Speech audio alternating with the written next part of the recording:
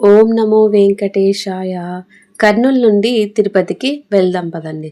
ఇదిగోండి మనం కర్నూలులో ఉన్న రైల్వే స్టేషన్కి అయితే వచ్చేసామండి.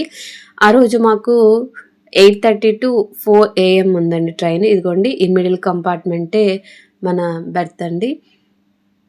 1 అవర్ డిలే అయిందండి. ఆ రోజు 8:30కి రావాల్సింది 9:30కి అలాగొచ్చిందండి. బట్ పర్లేదండి. ఆ రోజు కరెక్ట్ టైంకి రేణిగుంటలో రీచ్ అయిపోయామండి. ఇదిగోండి ఇదే మన కంపార్ట్మెంట్.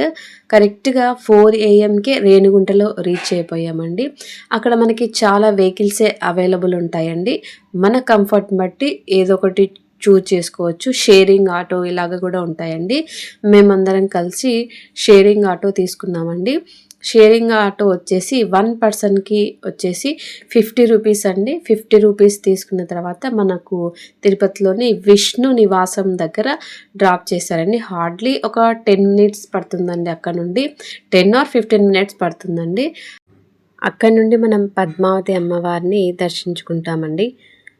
అయ్యవారిని దర్శించాలంటే అమ్మవారి పర్మిషన్ కంపల్సరీ కదండి.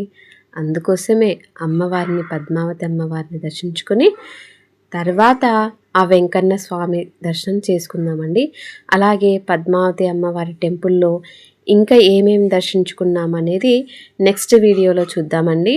ఓం నమో వెంకటేశాయ.